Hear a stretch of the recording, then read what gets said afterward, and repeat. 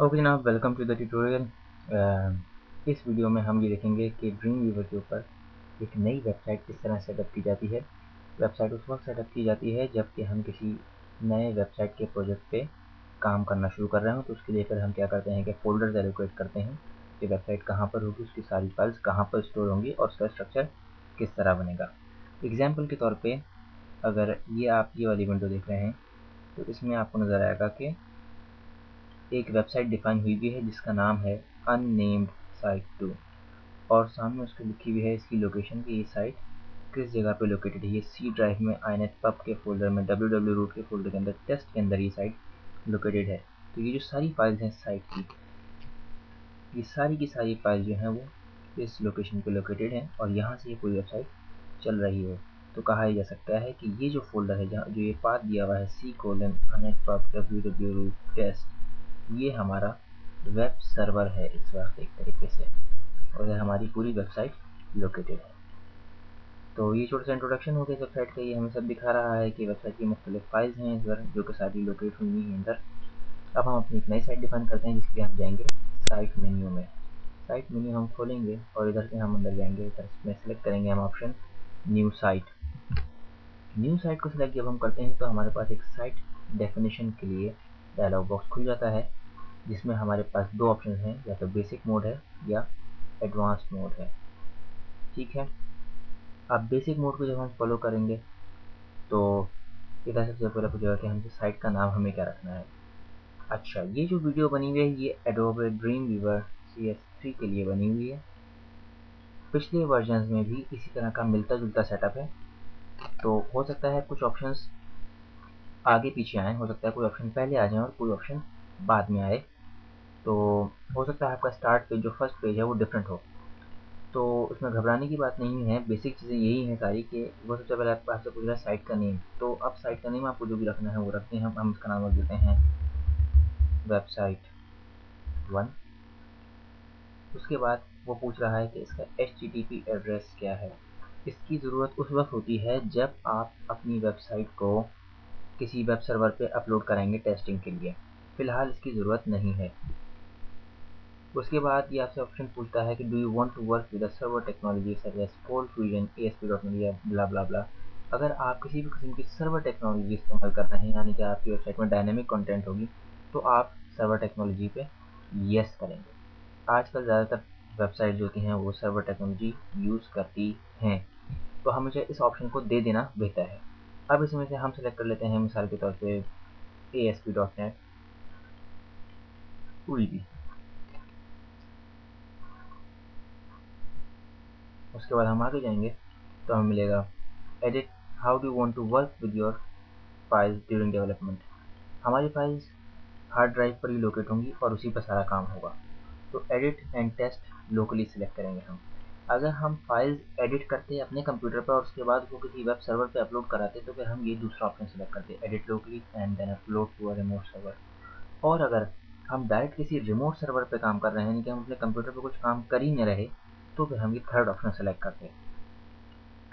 तो हमने first option select किया है कि हमारी सारी जो फाइल्स हैं वो लोकली ही अवेलेबल हैं हमारी हार्ड ड्राइव पे और हम उसी पर टेस्टिंग भी कर रहे हैं। और उसके बाद आप ये देखेंगे कि इसने डिफ़ॉल्ट पाथ बना दिया है कि where on your computer do you want to store your files, यानी कि आपके कंप्यूटर पर आपकी फाइल्स जो है वेबसाइट की कहाँ स्टोर होंगी। तो वो स्टोर कर रहा है ये by default c::inetpub www root website 1 में। इसको अगर आप चाहें तो कोई और पाथ भी दे सकते हैं। फ़िलहाल हमें इससे कोई फ़र्क नहीं पड़ेगा कि हमारी वेबसाइट कहाँ पे स्टोर है, शर्त यह है कि वो बस एक फोल्डर में स्टोर हो। नेक्स्ट चलते हैं। अगला ऑप्शन है कि Dreamweaver communicates with your testing server using HTTP just like a browser, so it needs to know the URL of your site's root folder. अब आपको जो है अगर ये आपने अपनी वेबसाइट किसी टेस्टिंग सर्वर पर डाली है तो आप उधर ये इसको HTTP का एड्रेस दे दें। अगर आप बैक आएँ ज़रा तो इधर आपको नज़र आएगा कि इसने इस वेबसाइट को बनाया है inetpub www रूट के फोल्डर में।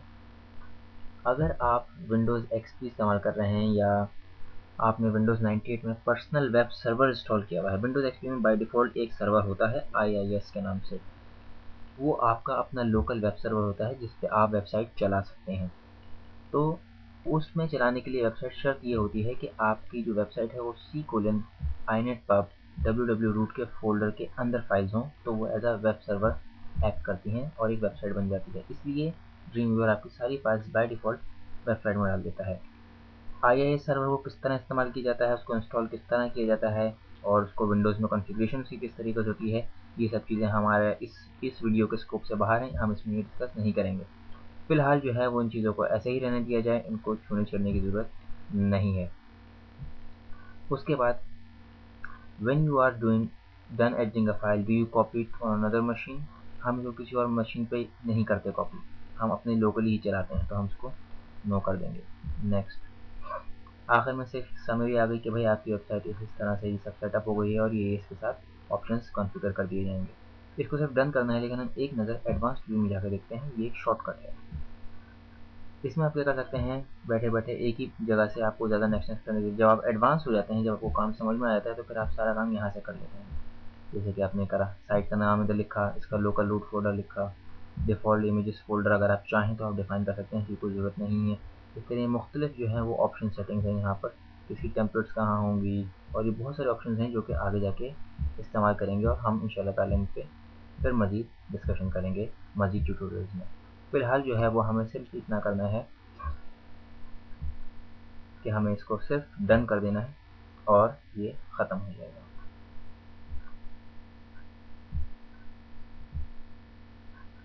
Next next next next next और डन।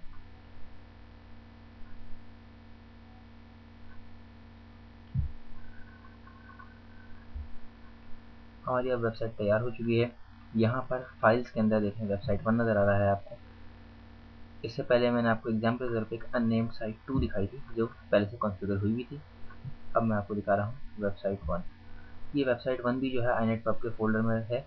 अगर हम इसको सब ब्राउज करके देखें तो देखेंगे इसका पाथ लिखा हुआ रहा है inetpub www रूट वेबसाइट 1 के फोल्डर के अंदर है।